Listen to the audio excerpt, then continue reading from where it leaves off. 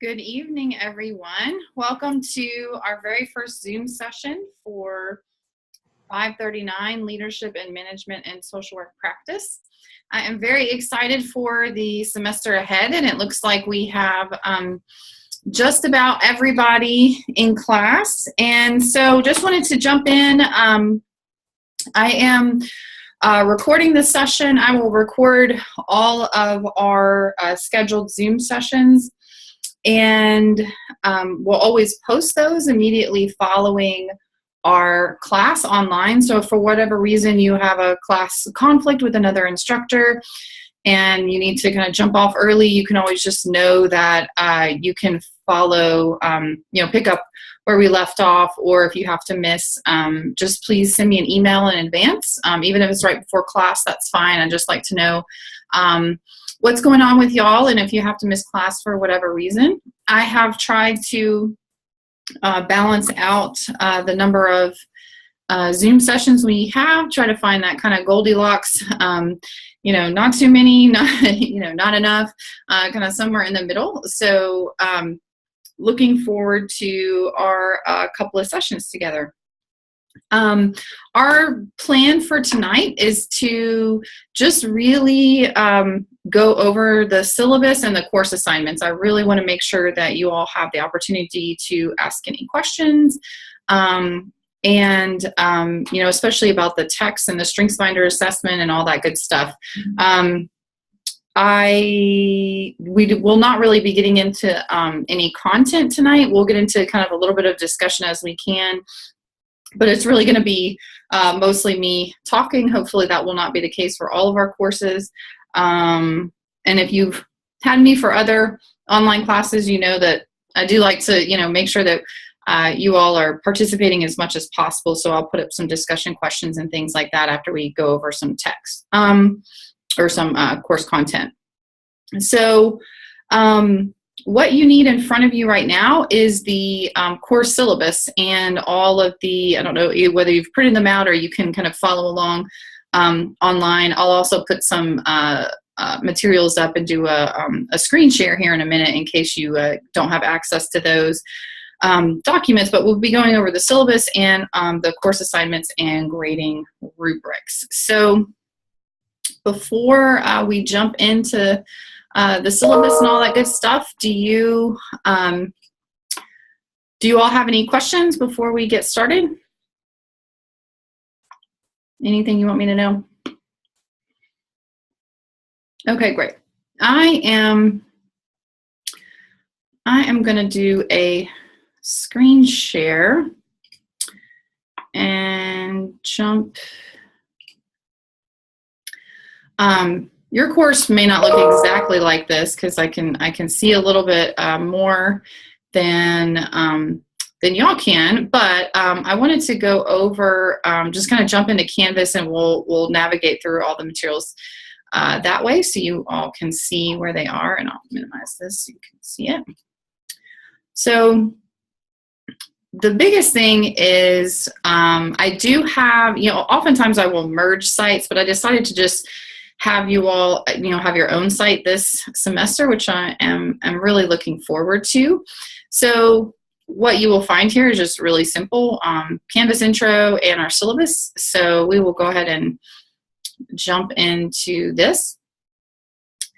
I'm not going to spend a whole lot of time on the all of the standard language in the syllabus. I expect you all to read that and know that it is consistent. All the honor statement and the civility statement, these are all consistent with all of your courses in this program. But I do want to draw your attention to our Zoom sessions. So we will have sessions that will cover course content. Well, today is the syllabus and kind of Unit 1 intro. Then we'll do course content on January 29th, which is just next week, February 19th, and March 19th. So really those are these three sessions that are live are going to be focused on content and discussion with you all. These two dates are reserved for our SWOT presentations, which we will get into later on as we go through the course outline and talk about the SWOT assignment a little bit more. In between these dates, there are a couple of dates where I will provide either lecture slides or sometimes a little recorded kind of lecturettes. Those will not be very long. So if you're thinking about kind of planning out your weeks, none of the lectures are long. And if you had me for neuro in 513 last semester, you know that some of my slide decks can be very, very long. I don't anticipate any really long slide decks in this course, but what we do cover is important and integral to your success in the field. So for planning purposes, just know that the lecture piece, which will always be the last piece that I post under each unit each week, that they're not really ever going to be that long. Also, we will not have nearly as many videos as we had in 513 last semester, or as many readings for that matter. So one more note about our timeline. So I would appreciate if y'all could just reserve this 5:30 to 7 p.m. time frame, but also just be flexible and know that we may get done at 6:30 some nights, and we may go all the way to 7 and some nights. But I do reserve this 6:30 to 7 p.m. time for general course questions about content or assignments or, navigating Canvas or anything at all that you all might have questions on. And that way we can stay connected and you don't have to, worry about making an appointment with me. You always know that you have that time every single time we have a live Zoom session to check in. A lot of times students will just hang out and see what other questions students have, even if they don't have a question themselves. Really, that's just up to you. But I don't record those portions. And so that's not available afterwards. So, but sometimes we will run our kind of content discussions from 5:30 to 6:30. We'll run a little bit over into this 7 o'clock or 6:30 to 7 office hours time. So really it is, I just ask you to be flexible and keep that, I'm sorry, I'm getting so many emails. Keep that in mind as we move forward. Are there any questions about the dates for the Zoom sessions or the office hours? And if you're if you post something in the chat, I can't see it while I'm screen sharing. So just feel free to unmute yourself and jump in and ask any questions at any point tonight. Okay, so I wanted to talk a little bit about the purpose of this course and also just kind of call a spade, which I like to do just in general, is that a lot of students I have found, especially online, I mean, we get social work especially this program gets a diversity of students that come to us from all kinds of different professional backgrounds, academic backgrounds, and I absolutely love that about our profession and look forward to that. I think it helps, make social workers great, is that we come from all different kinds of backgrounds. But what I've noticed is with this course, perhaps than some of the other courses I've taught, some students can get kind of right off the bat really frustrated with either this course or the content that's covered in this course. Namely, folks who are going to go into the EBIP concentration and focus on direct clinical practice. And so I wanted to just put that out there to let you all know that I have seen that before and that I really want to be open and honest with you about my thoughts around that issue and hopefully address any of your concerns and prevent any future frustrations you might have with this course. So my thoughts on that are that what I've heard from students in the past is that they, just hear the title of this course, leadership and management, and think immediately, I'm going to be in private practice, or I'm going to be doing, frontline clinical work, and, I'm never going to be in management. I'm never going to have to look at a budget. I'm never going to, be a supervisor or any of those things. And so they just, I've heard in the past, just kind of zone out and just don't take this course seriously, or they just kind of, skim the material, or just aren't really, their heart's just not really in it. And to some degree, I think that is understandable. But what I'd really like to both invite and challenge you all on is to really put as much of yourself, your whole self, into this course as you possibly can, because despite your different backgrounds, I have designed this course to be such that you can, as long as you devote some time and energy to it, that you can get something out of this course. No matter whether you're organizational leadership or EBIP or what your background is, I hope to just meet you where you are and give you the opportunity to essentially spend a huge portion of this semester just reflecting on yourself. This, especially when you get into really intense social work practice settings, self-reflection can oftentimes, especially at this depth and this level, it can be a luxury. And so there really is, no time like the present for you all to just pretty much reflect and really spend some time kind of digging deep and figuring out kind of like, you'll have an opportunity to do the leadership self-assessment. You'll look at your, I'm sorry? Hey, if everybody here eat, whatever you're gonna eat. Oh, can you put your phone on mute, please? Thank you. So you all will have an opportunity, both, I kind of have created bookend assignments. So at the very beginning of the semester, you'll have a leadership self-assessment that will ask you to reflect on your individual strengths and your limitations and challenges, and really kind of how you sort of see yourself now, and based on a couple of different assessments that you can do. And then at the very end of the semester, the very last part of the class is pretty much a course reflection paper that challenges you to reflect back on what you wrote in your self-assessment and project to the future what you can do with what you've learned in this course throughout the semester, and then also even go so far as to create a professional development plan that you can take with you that will have action steps and timelines for you to really make sure that you take your developing your professional competencies in leadership and management areas. Really take it seriously and put some kind of put your money where your mouth is, so to speak, and make sure that you stay committed to really growing professionally in these areas. I believe that we are essentially limited. Our abilities are limited in social work practice to the degree that we choose to self-reflect.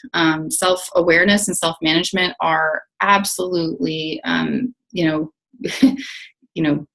the bedrock, the foundation of healthy social work practice, and really staying healthy within the social work field, which can be so stressful and exhausting on many different levels.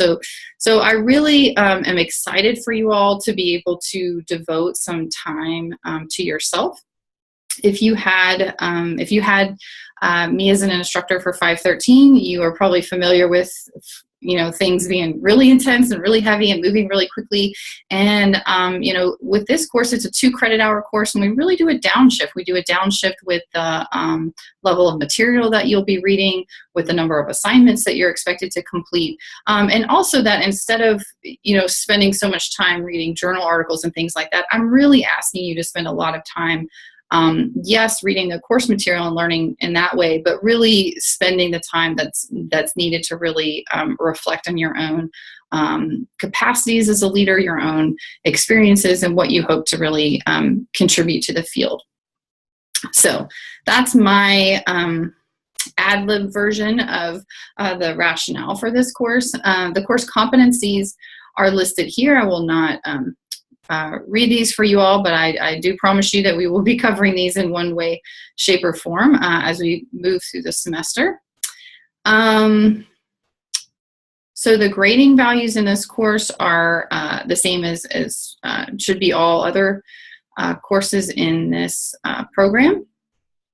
A little bit about the required textbooks. There, I think, was a little bit of confusion because one of the books did not get put on the book list, and I apologize for that. but you all should have time to get these texts now. The one text that may have been omitted is the first one listed there, the Brody and Nair 2014 text, which is Effectively Managing Human Service Organizations, the fourth edition, which as it was published in 2014, you can probably find it pretty cheaply now, and definitely get it used, but there is not an ebook version, so you'll have to get the hard copy. But I'm trying to hold this up. It looks like this. So if it doesn't look like this, you should question whether or not it's the right text. I really, really like this book. Then again, I really am a macro social worker, and I like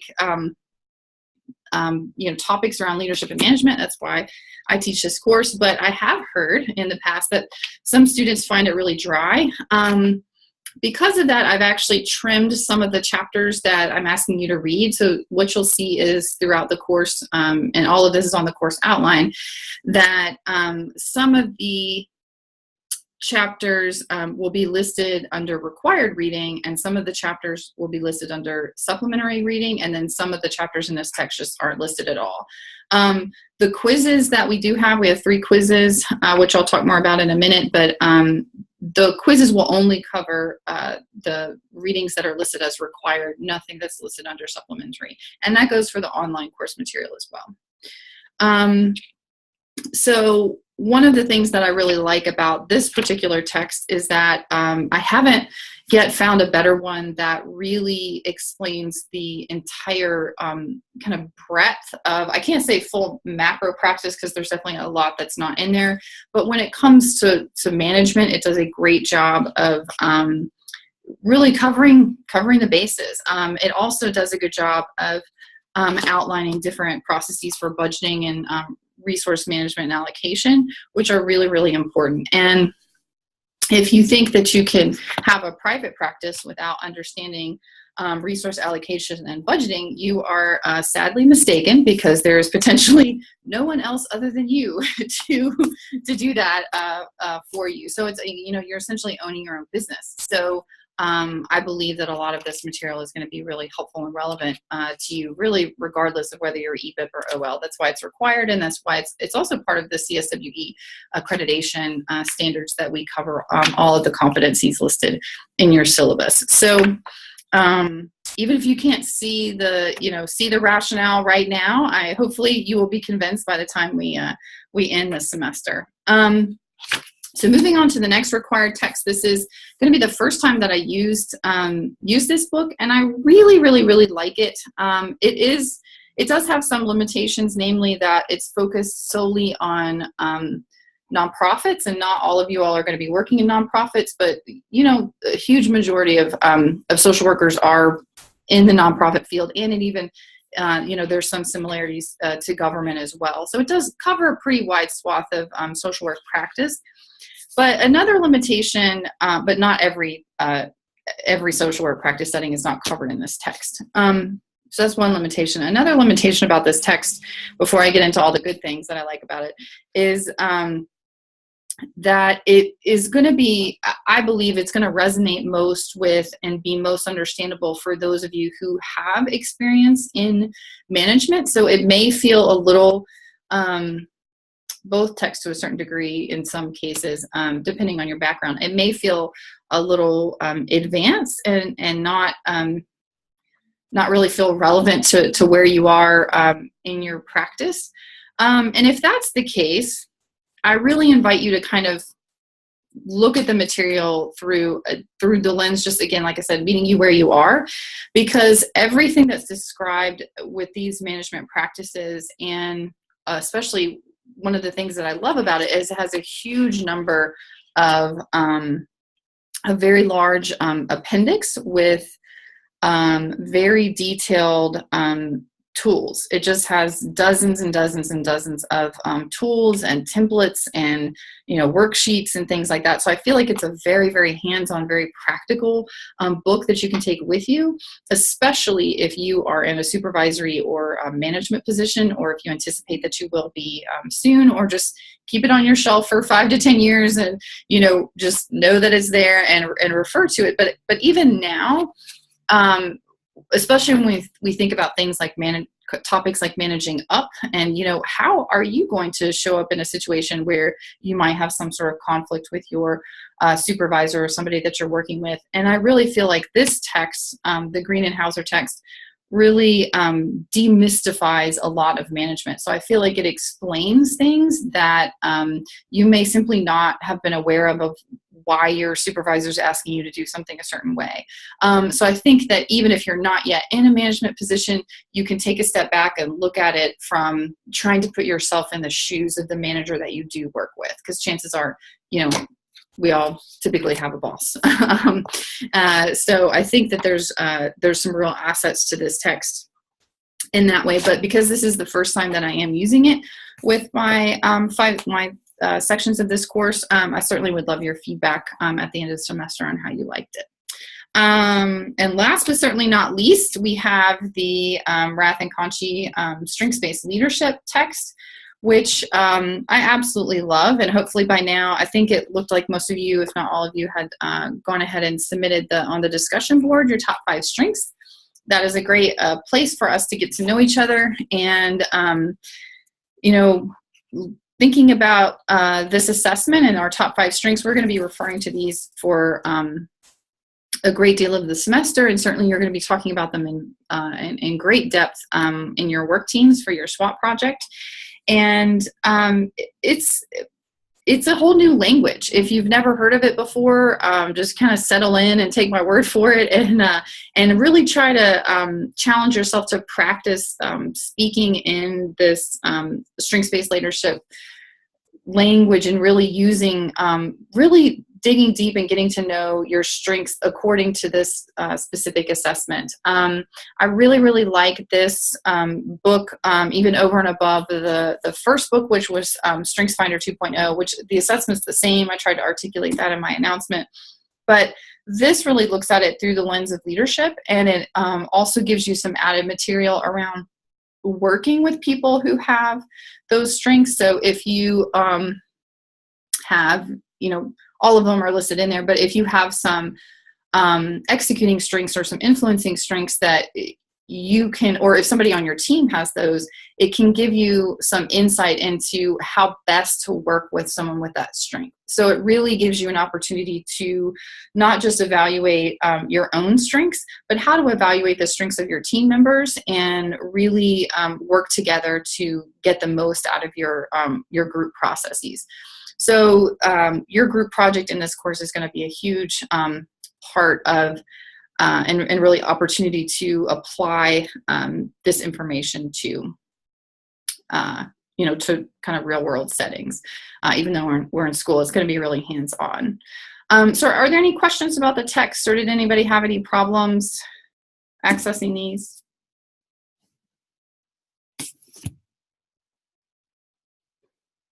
Okay, I will jump into course organization. So I spent a whole lot of time when I was designing this course and thinking about ways to organize the material in a manner that, at least to me, made a lot of sense. And this is where I landed. It's trimmed down from where it used to be. I've tried to trim a lot of things out of this course. So right now we've got 3 overarching sections. The course outline is divided into 3 sections. You'll see I've even gone so far as to color code it a little bit. Each of the 3 quizzes will cover each of these 3 sections. So your quiz 1 will cover the leadership of self units. Your quiz 2 will cover the leadership of others and managing teams units. And your last and third quiz will cover the leadership and management at the organizational level and within the community context. So I really organized this to start with self, because that's really where everything starts. So the first couple of weeks, we're going to really focus on your strengths-based assessment. What are your strengths? What are different leadership styles? Time management, absolutely huge and very necessary in social work. So a lot of stuff that you may have seen before, but this is really, again, an opportunity for you to reflect. The second section is going to jump into maximizing teams, influencing people, addressing conflict and collaboration, which are huge. and, coalition building. So these are all really imperative, important skills for you to have really no matter what level of social work practice you are going to be in. This is also where we'll jump into more of the details around the SWOT assignments, and you'll be able to start getting together in your teams more often and making sure that you're making some progress on your SWOT project. Your SWOT outlines are due on March 5th, as reflected in the course outline, and that is the last day of the unit of this section. So I've tried to kind of have everything kind of march along in a good timeline. And lastly, we'll look at organizational level issues, organizational culture, strategic planning, logic models, evidence-based management, and the finances and budgeting and strategic resource development. You will not, if you are concerned about this, you will not have to complete a budget, but you will need to understand what budgets are, why they are important, besides the obvious, and just kind of some more of the minutia of budget development. And especially you'll be analyzing that as part of your SWOT project. So are there any questions about the course organization before I move on?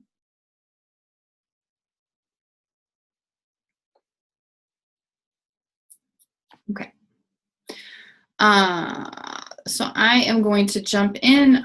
As mentioned, you're expected to attend all of the Zoom classes. If you cannot, please let me know. And we will go from there. So the grade distribution, so we have, as I mentioned, 3 quizzes. So that's essentially 10% each for a total of 30% of your grade. The leadership self-assessment is 30%, and your SWOT presentation is 30%. And lastly, at the very end, you will complete a shorter course reflection paper that I described earlier. In Canvas, under that second module, there's more detail about all of these. There's some more expectations that you all can read over around writing. The late assignment policy applies to all grades. And so please make sure that you are aware of this policy. I do hold firm to this. The quizzes will be posted on an ongoing basis. I'll post them and move this up here. So you move the quizzes tab up here so you can see it. And they are all due at the very end of the semester, so you don't have to worry about completing them, by a hard and fast deadline within the semester. However, the course outline does provide a recommended schedule for completing the quizzes in a timely manner. And so this allows you to know how you're doing in the course, to get kind of more regular update on how you're performing, and also to make sure that you're minimizing stress at the end of the semester. And not, leaving everything to the last minute. I strongly recommend against doing that. There's really no point to it. That's my thoughts on that. So let's go over I'm going to jump over here and show you some more details about the assignments. Okay, so there's a whole bunch of stuff in here. Let's see.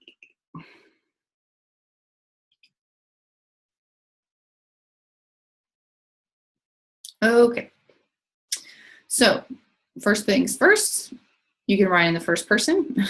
The paper should be no more than 7 pages, and keep in mind this is double-spaced, 12-point font. This is just to make the length of it consistent, and it's easy.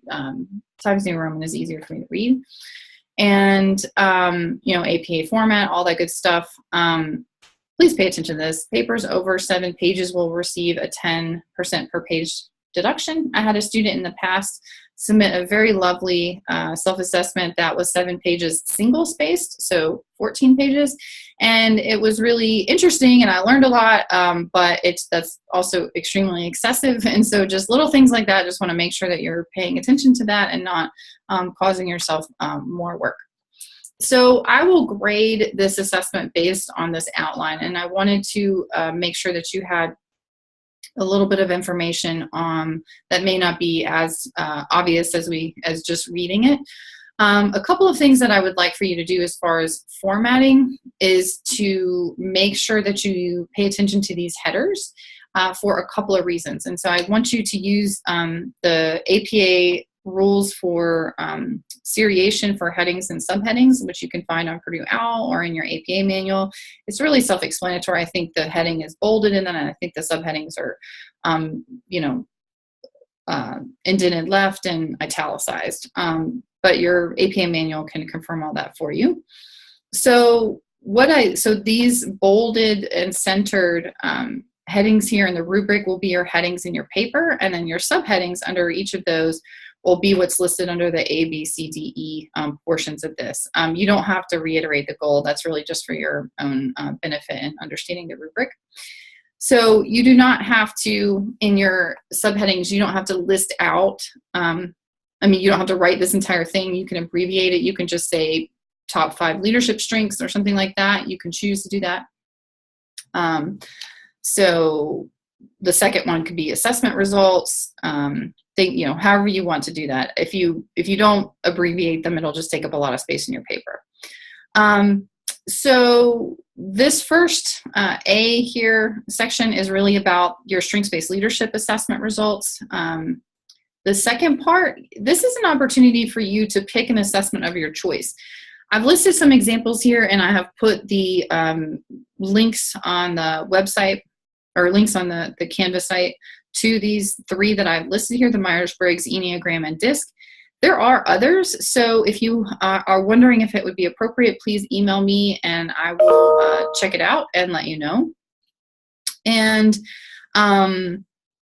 some of these are free and some of these are not free, so it's really up to it's really what you want to do. I think the Enneagram might be like $12 or something like that.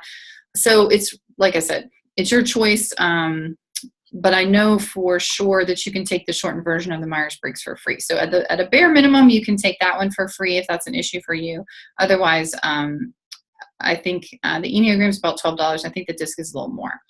So, and like I said, if there are any others that you would like to use, please let me know, and I'll help you figure out if that's going to be appropriate. Using another assessment I am really interested in to see if it lines up with the results of your StrengthsFinder assessment. I also am really interested to see if you agree or disagree with these, and why or why not. How have these strengths shown up for you in the past? And then think about, there's a list of recommended action steps in your report for each of your strengths. And so you have an opportunity here to pick one that sounds good for you and talk about, why you think that will help you in a future setting. So the next section for your assessment is the predominant leadership style. This is getting into more of the information from the text. Specifically, this references the first chapter in Brody. So really there's, I won't read all of these, they're pretty self-explanatory, but if you have any questions about, what's under each one of these, and something just, doesn't sound right and is a little confusing, please let me know. The third section is managerial limitations or growing edge. I put that in quotes. It's really just kind of a frame to think about, at what point when you are thinking about leadership and management issues, do you get uncomfortable? Where is that edge? Where is that limit for you that you basically kind of the end of your comfort zone, and that, you'd like to get there, but you're really, you're kind of striving to develop this skill or this competency, but it's just not there. Or, what are those limitations? And essentially, what do you need to work on? So that's an opportunity to think about kind of areas for improvement. A couple more questions there. And then the last piece is a little simpler, just really thinking about, what other leadership qualities and competencies that were discussed in other reading materials or blogs or anything like that. You really kind of have can kind of pick and choose here from the different course material to kind of integrate some of those additional concepts, and then ask, like, essentially, what type of leadership competencies are you trying to strive for? And lastly is just some pieces on just writing quality and following instructions. So that's pretty much it in a nutshell. Are there any questions about this before we move on? Okay, one last thing I wanted to outline about this or draw your attention to is that I will be grading your paper based on the quality of your self-reflection, not the quality of your past leadership experiences. So I'm not going, like I said, we're going to meet you where you are, and I'm not judging you based on where you've been. I am going to be evaluating you on essentially how candid you are in your self-reflections, and how, not just candid, but just how the quality and the depth of your reflection and your analysis of these different questions.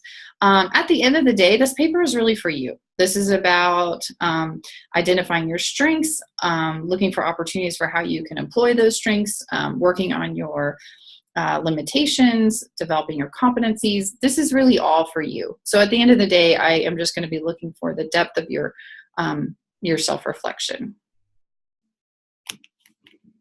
Any other questions or any questions?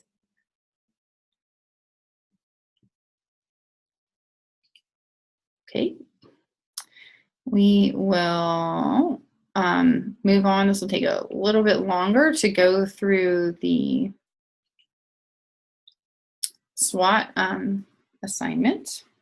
So as you all have already noted, you have been assigned into some different work groups.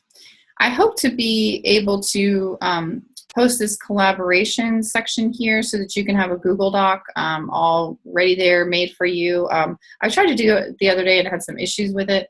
So I'm going to talk to OIT and see if I can't figure that out in the next little bit. So, but I'll let you know when I post those. But that's really for your benefit and to save time, so you're not, going through a bunch of emails and things like that. So this is the assignment that students usually freak out about. So I want to try to unpack it a little bit and let you know that this is a big elephant of an assignment. It is pretty semester long, but we're going to be sort of tackling it kind of step by step. So please try not to get too overwhelmed too quickly on this one. But there's a couple of key pieces here. I'm going to go through kind of the main highlights, and just know that we're going to revisit this assignment in future courses, and I'll send out, different reminders and tips and things like that for working in your groups. So I'll be kind of updating you on an ongoing basis through the announcements around this assignment. Additionally, each of your groups will be required to meet with me. This is a really important part. We will just schedule Zoom sessions that work for you. I understand that, evenings and weekends, whatever we can do, I'm flexible around that. It's very, very important to me that I'm able to meet with your group individually to answer any questions. And so those meetings will be held after March 5th, once you have submitted your SWOT outlines. Instructions for the SWOT outline are not in this document. They are, I believe, under, actually, let's go ahead and find them real quick. I think they are here. Oh, no, that's that. I know I put these up. It just will take me a second. Oh, here they are. So right there, due March 5th.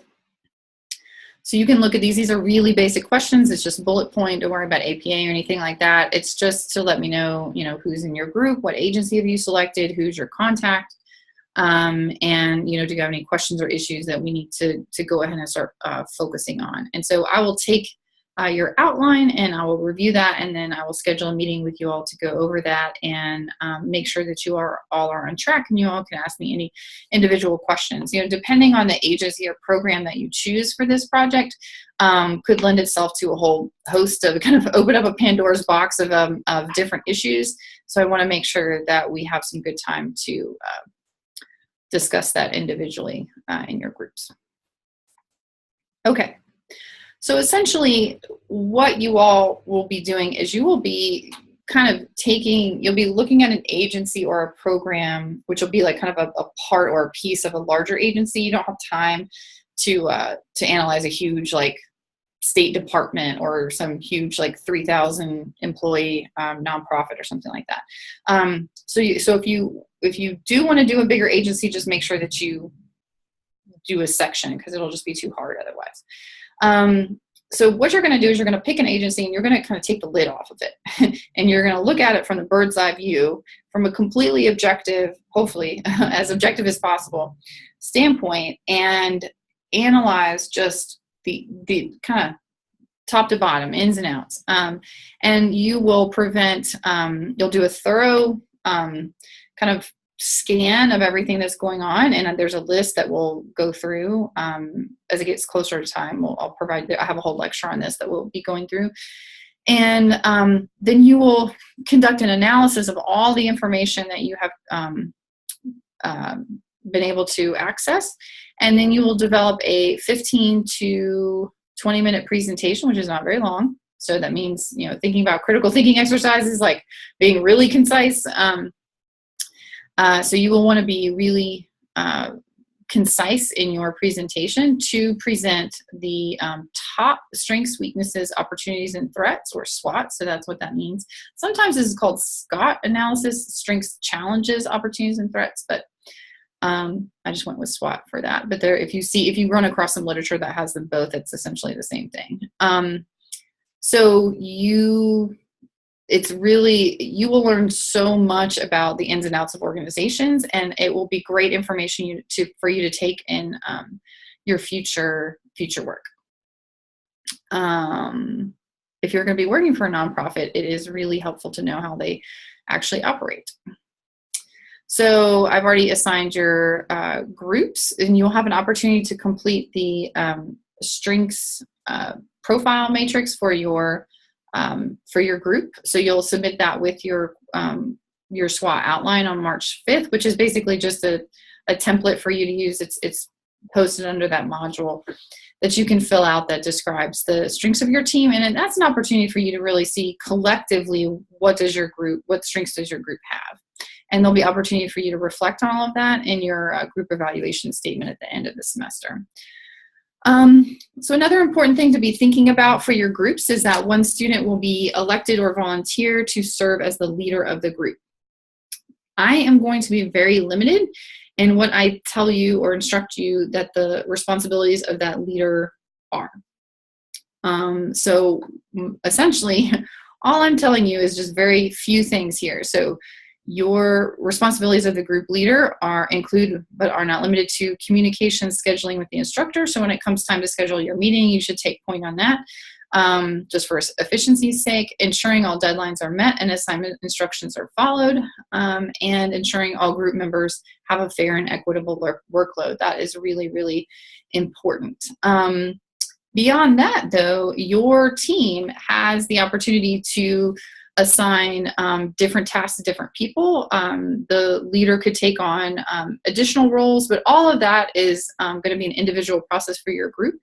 And there will be some prompts for you along the way for, asking certain questions that can help you get to that distribution of labor within your groups and responsibilities.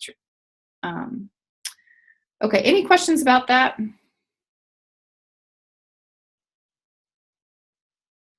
Okay, moving on. So here's the list of 14 domains that you will be completing your SWOT analysis on. As I mentioned, I have a whole lecture on this, so I'm not going to spend a whole lot of time on what each of these things mean. Some of them are pretty self-explanatory. Some might need a little more explanation. But out of all of these different areas, some of these things are going to rise to the top of your SWOT and basically be like, these are the biggest strengths, these are the most significant weaknesses, these are the biggest opportunities, these are the most significant threats. Not all of these things are going to kind of rise to the top on that significance level, but that doesn't mean that you don't have to first analyze them. You cannot analyze what you do not know. So thinking through this, knowing who in your agency to ask those questions to, knowing which questions to ask to help you glean, like how do you determine what the status of client relations are? What does that even mean? So your list of questions is an extremely important part of this assignment. Also, the timeliness of your overall project plan. This is a really good example and task for you in terms of your project management skills. Is it may seem like we have the entire semester to complete this project, and indeed you do, because it's due the last couple of weeks of the class. However, sometimes you could ask a question to your agency contact, and it may take 3 weeks for you to get an answer. You may ultimately get some great info, but it may take a really long time for you to get that information. You are just like with any policy assignments you're working on. This is very much in the real world. This is a very, very hands-on project. It's going to require you to roll your sleeves up, do internet research, make phone calls, review newspaper articles, all one-on-one interviews with different agency staff and leadership.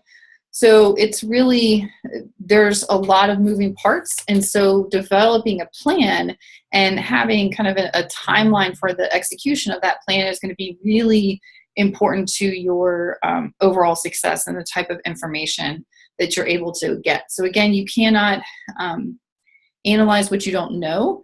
And so it's really important that you're not waiting until the last minute. You're not waiting until 3 weeks before the project is due to start asking questions. You will be, I promise you, if you do that, you will be scrambling. So I'm telling you now to start thinking about that and not sort of putting this off with your group. That's why I went ahead and gave you your group assignments. It may seem like you have a lot of time, and indeed you do, but it's really important that you use that time wisely.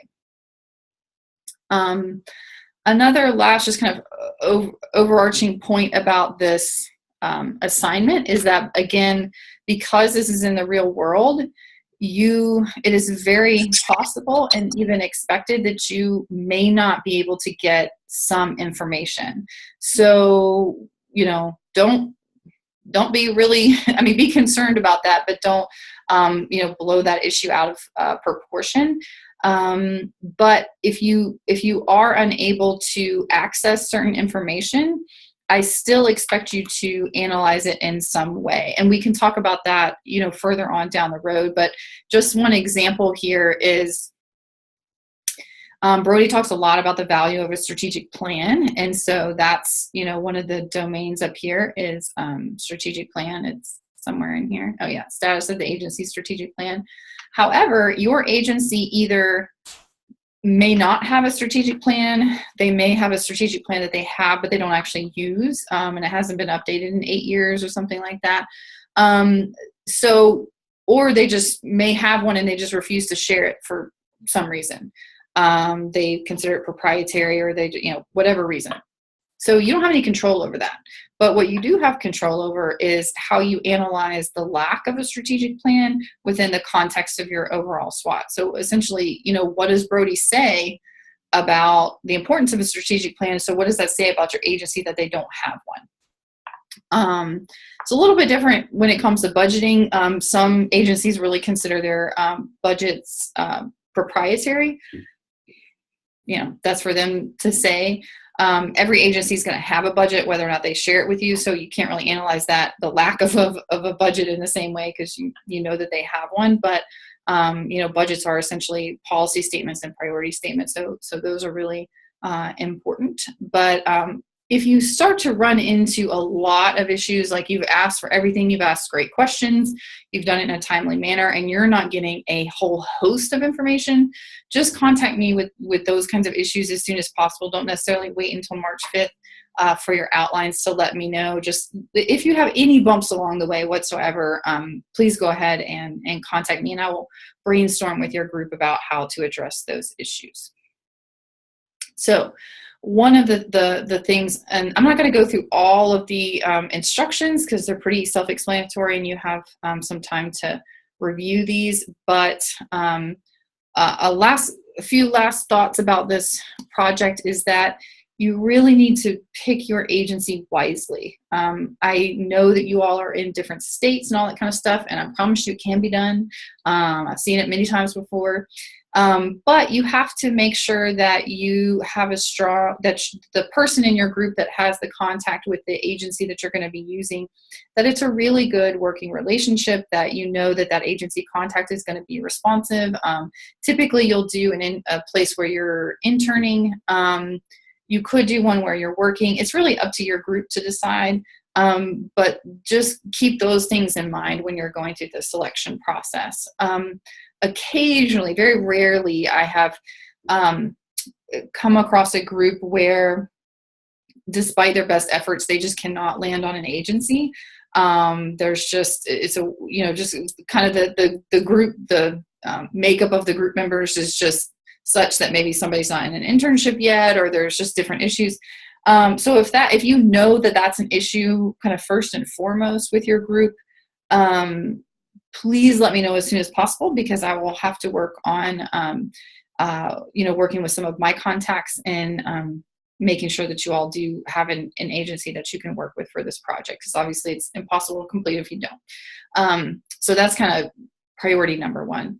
As I mentioned, your outlines are on March 5th. One thing about those outlines is I'm going to ask you to tell me which date you prefer for your presentations. We will be meeting live via Zoom, and you will get those presentations live and send me copies of the PowerPoint.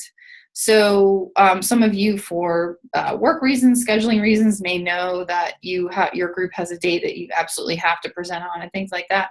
I can't guarantee you those, but I do definitely want to take those into consideration. And if worse comes to worse, please do not plan on this, because this is not what I want to do, but I'm just trying to be flexible. If for some reason these dates absolutely don't work for every member of your group, please let me know, and I will schedule a time outside of class for your group to present solely to me.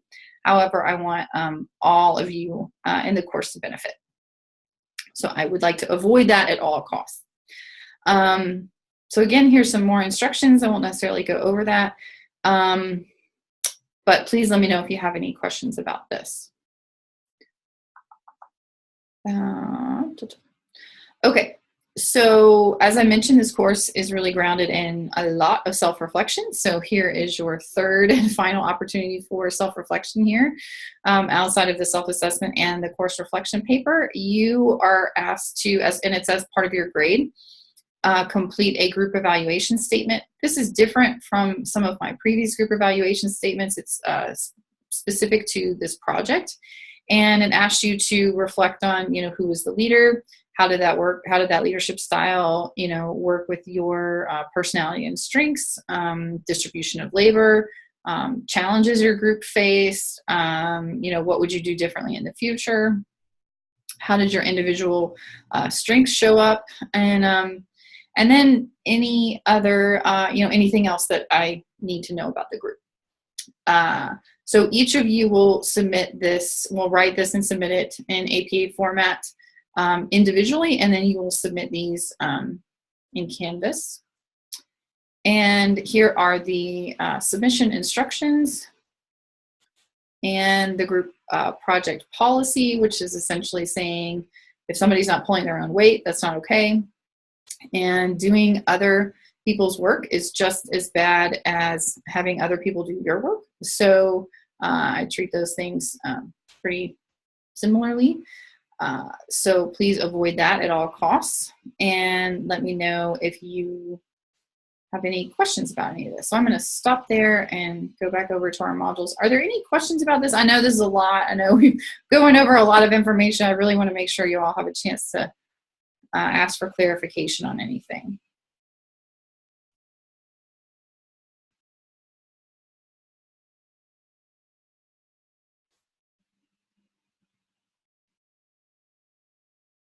No questions? Okay. I love a rubric, so here's yours.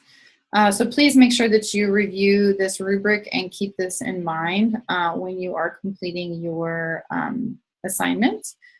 You will see here that you will be graded individually on your group evaluation statement. That's 10% of the overall grade.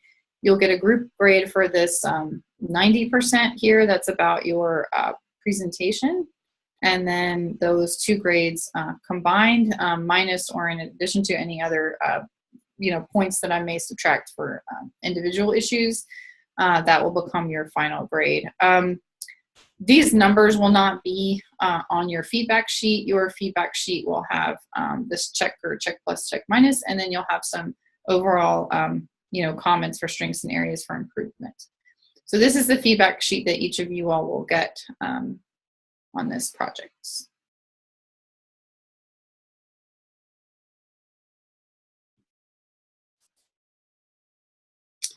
Okay, no other questions. I will jump. One last thing, this is the very end of the semester. I've already outlined this, but I'll show it to you. It will pull up.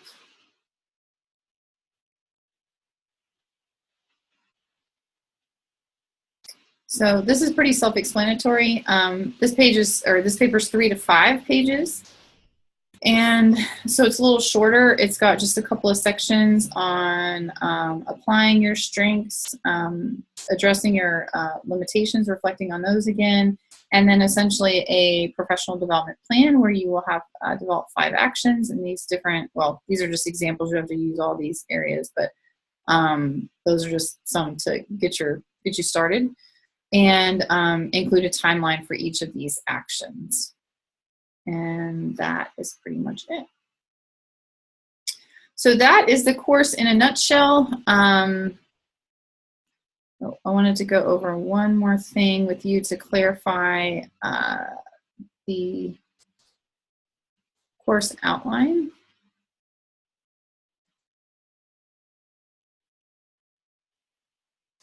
I have scheduled a number of breaks to kind of give us a chance to regroup and focus on other things throughout the semester as we need to, and that kind of stuff. Again, this is only a 2 credit hour course, so that is definitely reflected in the course outline.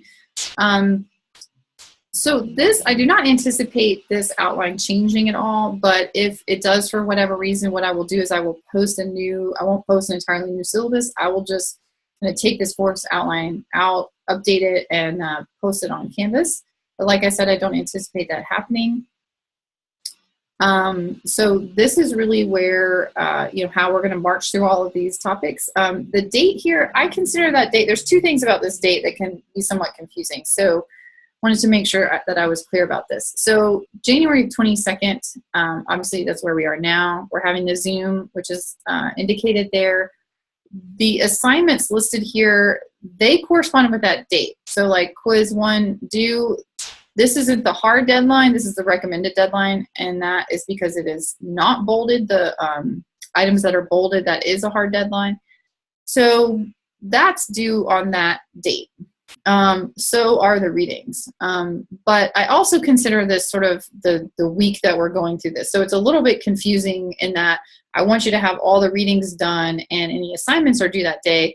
But the one caveat is that, that lecture, think of it like, that this day is like our class day. So I will probably not post the lecture. Sometimes I'll post them earlier, but I may not post that lecture until the day before or the day of this, January. It won't probably ever be the day of, but it'll be much closer to the time. So you can always remember that, to allow yourself a little bit of time on Mondays to devote to this course for kind of watching any videos or course lectures that I may post and going over the slides. But everything else should be completed before that date. Does that make sense? That it needs to be completed like before the class time, like for instance the discussion board, should we have gotten that done before class started or just on that date in general? Yes, and you will have you basically won't really have any discussion boards. Like we had the one today, so we can kind of get to know each other and y'all could learn more about your group members, but I don't use discussion boards for grading. Occasionally I will post something, especially if I have to make some kind of change or there's some sort of issue or additional material for some reason we need to cover. I may do that through the discussion board, but typically we won't have those. If we do, they will be due either before class, day of class, or I might say complete by the end of class, which would mean like 7 p.m. Central Time on that date. But like I said, that's going to be very rare, if at all. Okay. I posted mine just like probably about 30 minutes ago, Yeah. just because I didn't get home in time to get it done. I thought that it was just due at like 11:59 tonight. I didn't know if it was due before class started or. Yeah, and that's fine. I mean, and typically it would be before class started, but that's you're not getting graded on the discussion board. That's really just for everybody's benefit. So I wouldn't stress too much about 30 minutes here, 2 hours there. Just try to get it done on that day. If there is, for some reason, I am going to grade you on something that's not reflected here or something like that, I'm not, it shouldn't come to that, but should it, I will be very explicit about the times for instructions. And all of the times for your assignments that are due in Canvas are listed in Canvas.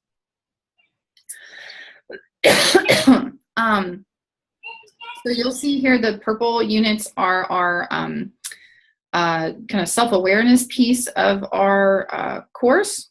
Then we have a break. So I have a scheduled review day, so we do not, you can kind of quote unquote kind of consider you don't have class on this week, but your leadership self-assessments are due. This just gives me a chance to get a head start on your papers.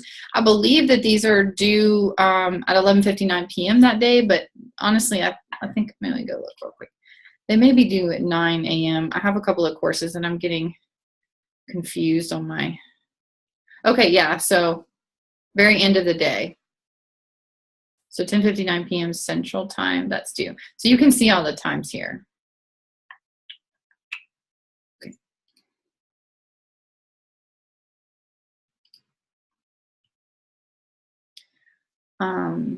So essentially, the course outline has enabled us to really lean into these different organizational sections listed here.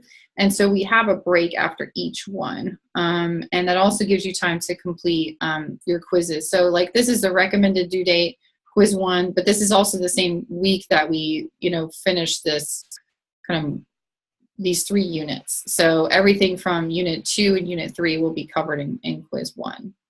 But again, the hard and fast deadline for these quizzes isn't until the end of the semester. But if you follow this schedule, you'll know that you're staying on track and not stressing yourself out.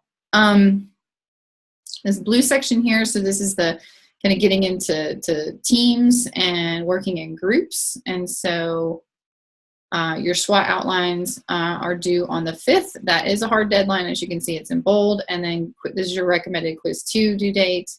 Then we jump right into spring break, have a little bit of break.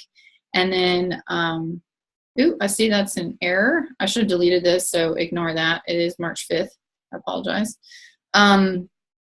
And so then the last is the kind of larger organizational issues. Here's your recommended quiz 3 due here on April 2nd. We have our last break here on April 9th. I will meet with your groups as needed in between, sometime this month in between March 5th.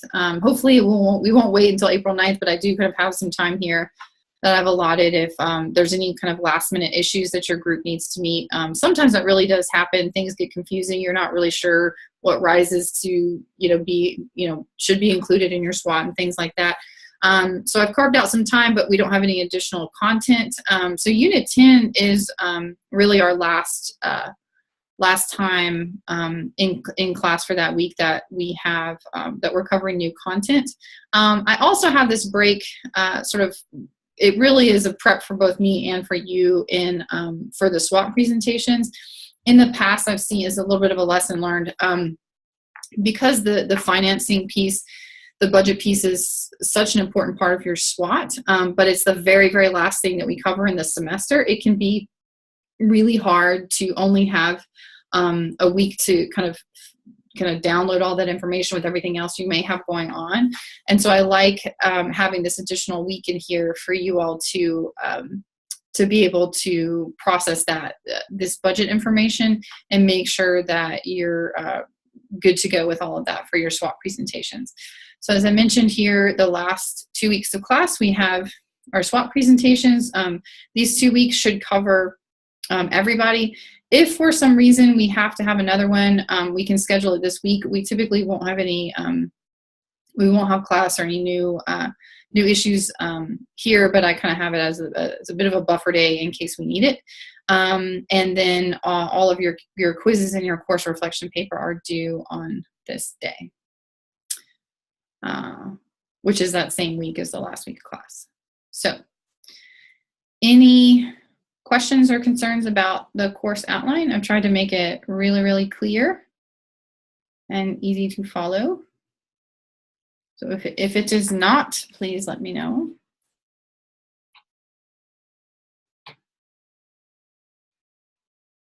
So now that you all, I'm going to stop sharing now. So now that you all have heard what we're going to be covering, can any of you all share with me if there are things that you're really, really looking forward to or things that you are absolutely dreading and maybe not looking forward to and are a little bit intimidated by, and I can try to make sure that I handle those areas gently.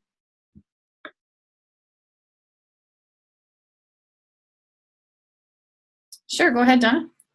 I have a thing I'm looking forward to. I actually posted this. I think it's very interesting that when I was looking over the postings to see the different themes that folks had. So I think it's just going to be really helpful and interesting, especially as we work together in the groups, but also in the larger group, to just see those themes manifest themselves and help us learn from each other.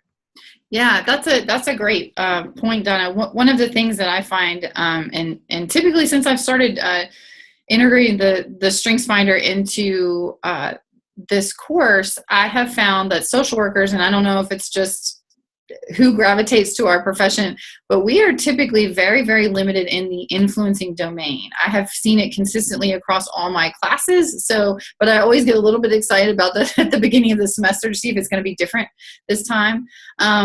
So, and influencing that's a huge skill. You know, those are your salespeople and your marketers and your kind of movers and shakers. And so, when you think about how important advocacy and addressing social justice issues are, you know, it does make me wonder, you know, how that those different strengths under the influencing domain show up in our professional practice and in our teams. So that's one of my thoughts on that.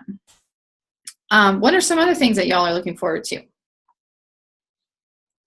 I kind of just enjoyed looking and seeing who all I was assigned to in each, like in the groups or whatever. I was group 4, so it was fun to just kind of read through what everyone's strengths were, just to see how we might work together just based on that, and then actually seeing what we end up working on, like, well, working together with. Yeah, and I think it's a really, you know, part of me really wanted to, you know, give you guys the opportunity to form your own groups based on your strengths, but, you know, which I did consider, but the reality is oftentimes you don't have a choice in who you get to work with. You know, you're kind of, your team is who your team is, and you got to find some way to make it work. So in that regard, it is pretty realistic and pretty consistent with actual practice, even though we're in this academic setting. And so I'm pretty curious to see how it goes with the assigned groups with overlaying this whole, I'm really asking you to use this strengths-based lens. So, you know, how do the different strengths, and especially understanding those different domains, which are really critical. It's like, don't forget about that part. I actually have that page in this book flagged because I refer to it often. But, you know, figuring out how all of, not just the individual strengths, but those larger domains work together. I mean, you may find that that your team is really lopsided. You've got, everybody is in relationship building and executing, which is not a bad place to be, but you may find that you have absolutely no strategic thinking and no influencing, and you'll have an opportunity to reflect on, you know, how has that impacted your group in the future, and what are your workarounds for things like that. I've used this, I really integrate a lot of practice material from my time at the state when I was working in the children's mental health field. I have actually hired positions based on people's assessments, on their strengths-based assessment, because I knew I really needed, I had all the strategic thinking all day long. I really didn't need any more of that. What I really needed was influencing and executing, and especially executing, because my individual strengths profile is very lopsided. I'm 100% in relationship building and strategic thinking. So maybe I'll post mine so you can see those. So it's really it's an opportunity for you to just kind of take a different lens with working in your groups. So what are some of the things that y'all are looking forward to?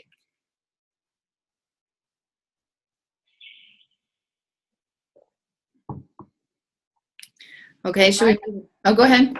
I'm sorry, I was going to say, I don't know about the looking forward to part, because I have 4 big group projects for 4 separate classes, and they're all running. Well, we're social workers, and we love to work in groups. Policy is inherently a group process. Management, you typically don't manage just yourself. Sometimes you do, but there's always, there's a lot of group work to be had, and it's our work. We really do work in teams a lot. So there is a reason. It's very strategic on our part that you have lots of group works. I am sorry that you do have 4 big ones with 4 different classes. That makes me a little tired and slightly nauseous just thinking about it. So I feel you.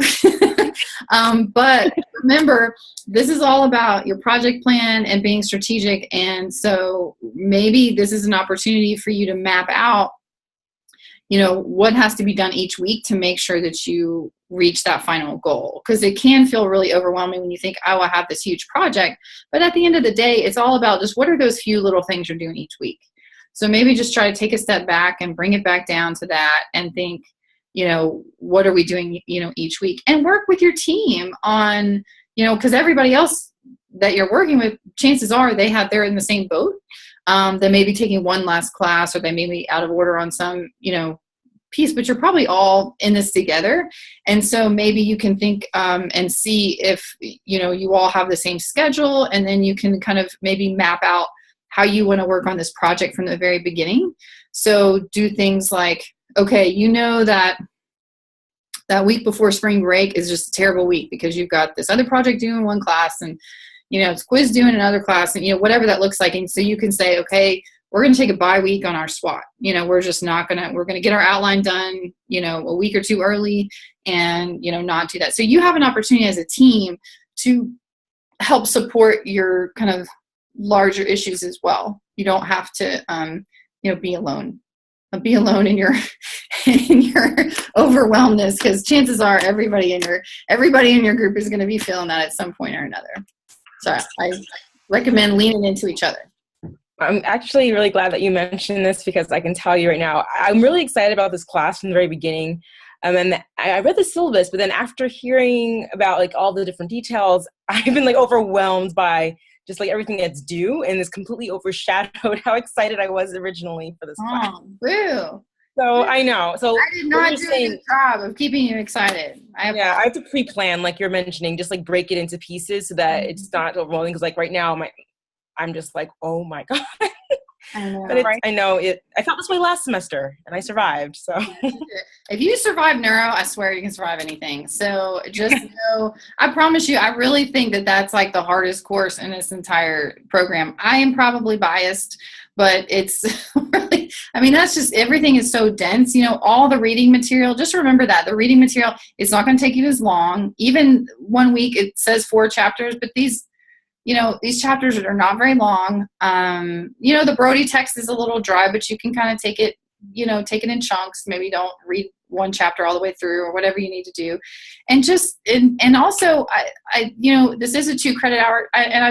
Think about how many breaks that we have in this course. So there's no new content when you have those breaks. I have 3 scheduled breaks, 3 plus spring break. So you basically have 4 weeks off. Think about it that way. You have an entire month off of this class. So, think about in your planning times when you're not going to be focusing on this class for that week, maybe double up on some of your other courses and things like that. So I've really tried to be gentle. And again, a huge part of it, yes, the SWOT is a big project, but at the end of the day, it's still just a 20-minute presentation that you're doing with 4 people. So there's a lot. So when you break that down, you're presenting for 5 minutes each. And there's a lot that goes into it, but you have the entire semester to do it. So really just, it's what are those few little things that you're going to do every week that's just going to help you kind of move along? I think it'll make a big difference. And I've really tried to lighten this load. I used to have a whole other assignment in here. I used to have a paper in addition to the presentation. And I'm not exaggerating when I tell you I got a 45-page paper last semester in addition to the 20-minute presentation. So I was like, let's just not do that again. And I didn't even ask for a 45-page paper, but that was just how big that's how much work this is. So I was like, let's not mess around with that. We'll take that. So I really have tried to kind of trim and really, mellow this course out a little bit. And at the end of the day, I really think it's just like anything, you're going to get out, what you put in. And I know some weeks you're going to be focused on this more, and some weeks it's going to be less. And, and that's okay as long as it all, balances out in the end. So enjoy your 4 weeks off this semester from 539. Hopefully they will come at strategic points when other things are due. Are there anything else that I need to be aware of that y'all are concerned about or really not looking forward to? And I can try to, do a little dance or have a guest lecture or something that week, try to make it better.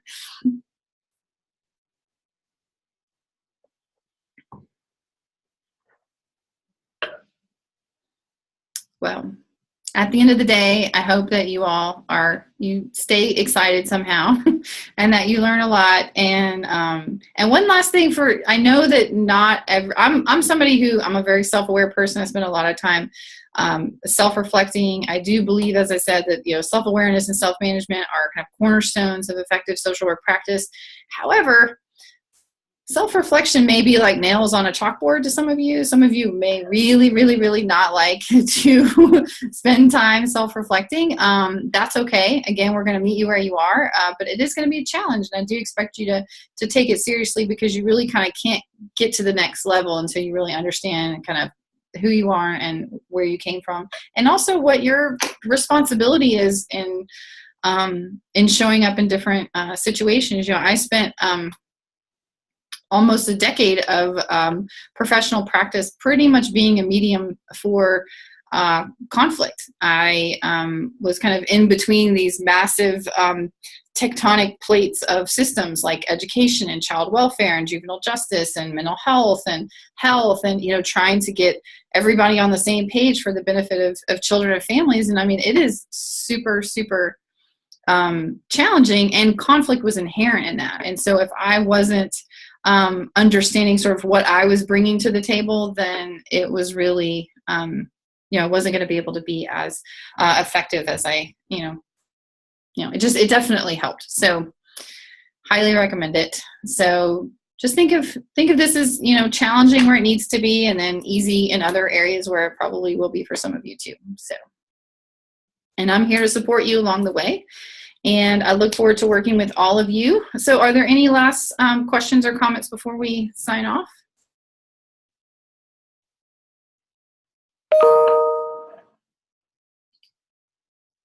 All right. Well, I'm going to go ahead and stop recording.